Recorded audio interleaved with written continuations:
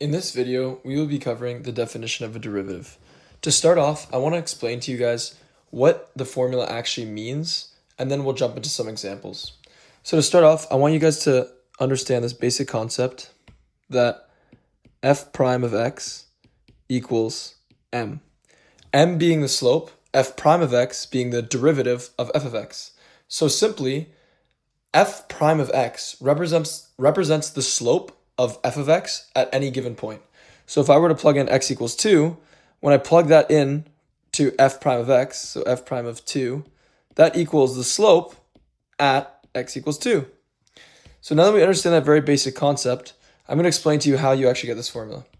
So there's something called AROC, which is the average rate of change. The average rate of change is basically if I had 2 points on a given curve, pretend this curve is f of x, could be anything, and we have a line between these 2 points. The slope of this line is equal to the AROC, which is the average rate of change. Keep in mind, rate of change really just means slope. So the reason we have the average rate of change is because it's the average slope between these 2 points, right? Which is this line here through them. So understanding that concept, the definition of a derivative is really just this exact concept. And how would we find the slope between these 2 points? Well, you guys may have seen this in an earlier course, but it's y2 minus y1 over x2 minus x1. So we find the change in y on the numerator and the change in x on the denominator, and that gives us the slope between these 2 points. Well, the idea of the definition of a derivative is you're doing the same thing. You're doing AROC, except you're only doing it for 1 point. So how does that really work? How do we find the change in y if the y is the same point, or the change in x if x is the same point, right? Because there's only one x and there's only one y, so what's the change in it? Well, that's the idea of the definition of the derivative. As h approaches 0, h is basically this distance between these 2 points, okay? And h slowly, right, these points move up, and h slowly becomes less and less and less until h is 0. So that's the idea of why the limit as h approaches 0, because we want h to be 0. We want the difference in these points to be the same point. Because when h is 0, it's basically like you have a point on the line, and that other point is just overlapped on top of it. It doesn't quite get to that point, because if it did, if we just had 1 point, the slope is 0, which I'll explain to you in a second. But the idea of the definition of a derivative is that you have AROC, it's the average rate of change between 2 points, except the points are practically on top of each other. It's the same point, okay? So understanding this, let me explain how we go from the slope formula, and keep in mind this is equal to f prime of x, to this formula. How do we get that? Well, let's think about it. So first of all, y2. Well, f of x, as we know, is just the same as y. So we want to find out when f of x plus h, which means we shifted x over by h, what that equals. Well, if h is practically 0, because we have h approaching 0, then f of x is kind of just like, or f of x plus h is just like f of x. It behaves similarly to f of x. So that's why we plug in f of x plus h, because this is really just f of x. And the reason we plug in f of x is because, as I just said, f of x equals y. So we're simply just plugging in f of x as in for y. This is the only part that's confusing. Why are we really adding that plus h? It's the idea because we can't just plug in f of x. If we just plugged in f of x, it'd be f of x minus f of x, which equals 0. And you can't do that because then every slope would always be 0 because you'd have 0 in the numerator, right? So we can't just do f of x minus f of x. So we do f of x plus h, because as h approaches 0, it behaves similar to f of x. It's approaching and getting closer and closer in the y to be the same as f of x. So that's the numerator. But as for the denominator, how do we get h? Well, same idea, because y, like we said, f of x plus h equals y2 in this formula, right?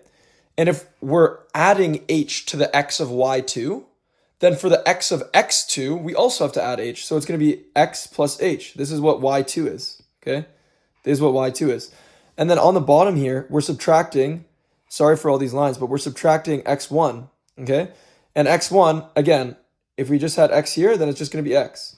And x plus h minus x simply equals h, because these x's cancel out. So now, if we rewrite this formula, let me get rid of some of this stuff up here. If we rewrite this formula, we are going to get the limit as h approaches 0, because we want this to kind of act like it's almost not there. Same goes for this. Equals f of x plus h minus f of x over h. And that is exactly how you get the definition of a derivative formula. So now that we understand how to get this formula, let's do a few examples. So for example 1, we're going to start very basic with just a constant. So the first step is rewriting our formula. Okay. And understanding what we do. Well, we know f of x is just 3, right? So we can simply f of x equals 3. So when we have f of x here, we can just substitute 3 for that. We're given that. But how about f of x plus h? Well, f of x plus h means that every time we see an x, we have to add h to it. So if originally f of x equals, let's say, x squared, well then when we have f of x plus h, right, simply because this is x and this is x squared, every time we see an x, we just plug in x plus h squared, right? So the idea is that every time, whatever the function of f is doing, so f of x, well in this case it's f of x plus h, so you plug in x plus h for x. So knowing that concept, we can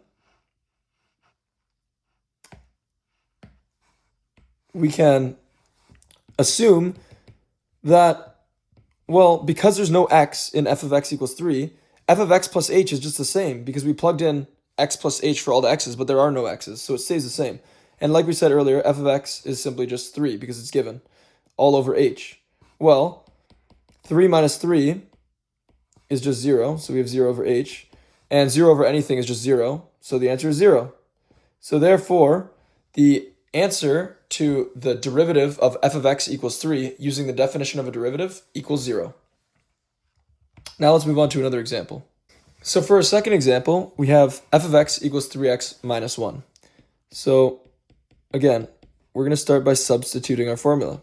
So, like I said before, every x that we see, we're plugging in x plus h. So f of x plus h will simply be 3 times x plus h minus 1. Because as you saw, every time we saw an x, we plugged in x plus h. So for the second piece, minus f of x, we simply just write f of x because it's given. So minus f of x is 3x minus 1. And this, what I just did here, is the most common mistake made in the definition of derivative. Can you notice it?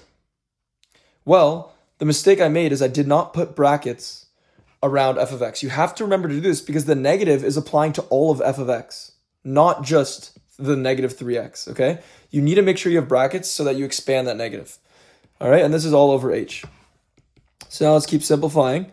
The next step is you simply just expand the numerator. So expand this, and you'll get 3x plus 3h minus 1. And then again, expand the negative to these, and you'll get minus 3x plus 1 over h. Now let's collect like terms on the numerator. So we have negative 3x and 3x, so these cancel. We have negative 1 and 1, so these cancel. And then we're left with 3h over h. This simplifies to the limit as h approaches 0, and we have the h's cancel out, and we're left with 3. And since there's no h, the limit as h approaches 0 is really irrelevant because there's no h, so it simply equals 3. So that is the derivative of 3x minus 1 using the definition of a derivative. Let's do one last example. So for our last example, we will do x squared plus x. So again, start with the formula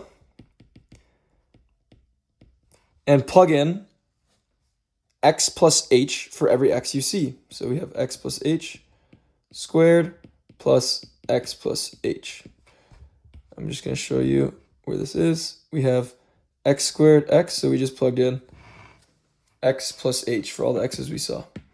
Now, minus f of x. Again, remember to put brackets around f of x. So minus f of x, we're simply just plugging in f of x. Okay, all of that over h. Again, first thing to do is expand the numerator. So x plus h squared you can do in your own time, but it expands to x plus 2h, sorry, x squared plus 2xh plus x h squared, which is just, this is going here. And then bring down our x plus h, so plus x plus h, and then expand this negative again. Always remember to expand the negative. Minus x squared minus x, all over h. Now let's simplify further by canceling like terms first. So x squared cancels with x squared, minus x cancels with x, and that's all that cancels, so we rewrite everything else. Now notice, once you cancel out all the like terms, you typically can factor an h out on the numerator. So let's factor out an h and make it times h plus 2x plus 1. Right? So I simply just factored an h out of the numerator. Over h. Now let's cancel these h's, and we get the limit as h approaches 0 of h plus 2x plus 1. Well, as h approaches 0, h just becomes 0, so we're left with 2x plus 1. Therefore, the derivative of x squared plus x is 2x plus 1 using the definition of a derivative.